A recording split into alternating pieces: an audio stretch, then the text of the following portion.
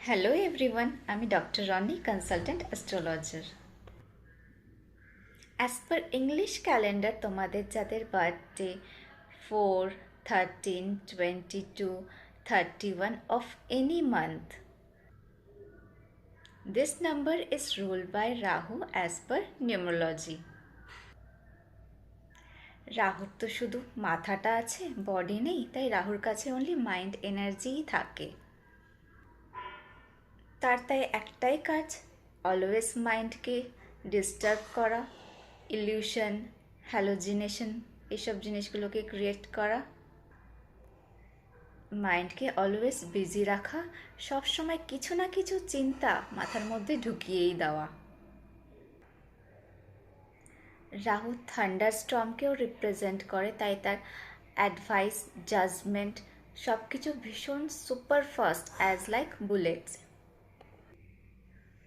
আর variety, variation এগুলোকে create করে। তো রাহু এক জিনিস একঘেয়েমি তাদের পছন্দই না, সবসময় নতুন নতুন জিনিসই পছন্দ। তাই যাদের সায়েন্টিস্টের রাহুর ইনফ্লুয়েন্সটা একটু বেশি থাকলে খুব ভালো সায়েন্টিস্ট তারা তৈরি হতে পারে। রাহু মার্চ কম্বিনেশনে তো রাহু তো নতুন নতুন জিনিস, ভ্যারিয়েশন, আর মঙ্গলের থেকে এনার্জি। আর রাহুর মধ্যে একটা জিনিস থাকে, তার কিছুতেই না লাইফে স্যাটিসফ্যাকশন জিনিসটা আসে না। ইট wants always more and more, আরও চাই, আরও চাই, আরও চাই, পেট ভরে তো মন ভরে না, এই ব্যাপারগুলো রাহুর মধ্যে কিন্তু দেখা যায়। রাহুকে পারফেকশনিস্ট বলা হয়। কেন বলা হয়? রাহু তো একঘেয়েমি একরকম জিনিস পছন্দ না, নতুন নতুন ভ্যারিয়েশন, চেঞ্জ নিয়ে আসে মানুষের মধ্যে।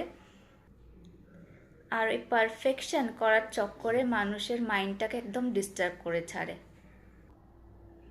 যেহেতু রাহুর মধ্যে ইউজ অফ মাইন্ডটা একটু বেশিই হয়ে থাকে, মাথা দিয়েও ছটফটে, বডি দিয়েও ছটফটে, ফিজিক্যালি আর মেন্টালি সবসময় একদম বিজি হয়েই থাকে। তাকে শান্ত করাটা খুবই মুশকিলের। একটু যদি, আর বাচ্চাগুলো তো ভীষণ নটি হয়ে থাকে, দেখবেন ভীষণ ছটফটে, তাদেরকে শান্ত হয়ে বসতে বললেই তারা রেগে যায়, ইরিটেট হয়ে পড়ে।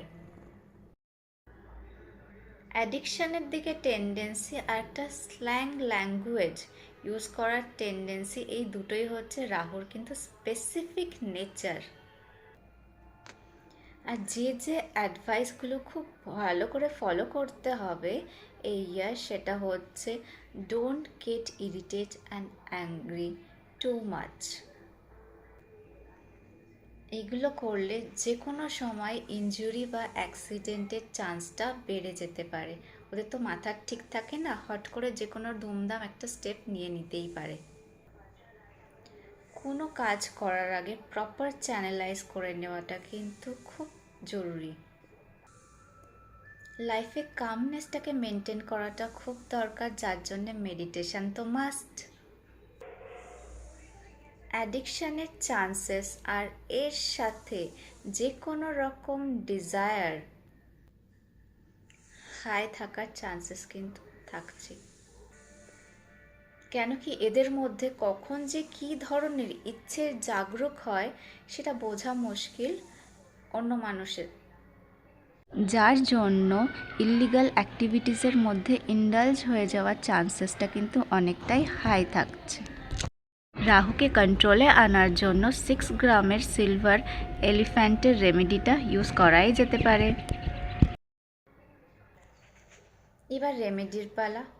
রাহুর সব থেকে ইম্পর্ট্যান্ট অ্যান্ড মেন রেমেডি যেটা বলা থাকে, after using washroom or bathroom নিজেকে ওটাকে ভালোভাবে ক্লিন করতে হবে, ওয়াইপ করে আসতে হবে যাতে ফ্লোরটা ড্রাই থাকে। একটু এজেড পারসন বা চাইল্ড, ওদের জন্য তো এটা করাটা অলওয়েজ পসিবল হয় না। তো তোমরা যেটা করতে পারো, যে কোনো মন্দিরের টয়লেটে হারপিক বা ব্রাশ রেখে আসতে পারো।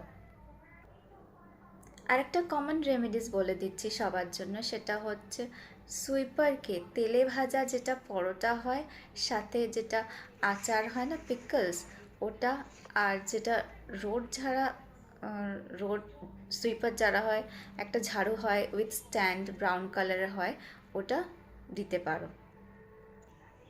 আর এই রেমেডিগুলোর অ্যাকশন কিসের উপরে থাকছে? লাইফের যে কোনো রকম ট্রাভেল, ডেঞ্জার আসুক না কেন, আপদ বিপদ, অ্যাক্সিডেন্ট, স্পেশালি যেসব চাইল্ডগুলো ভীষণ নটি হয়, বদমাস, যাদেরকে বলে কোনো রকম কিছু কন্ট্রোল করা যায় না, তাদের উপর ভীষণ ভালো অ্যাকশান হয়।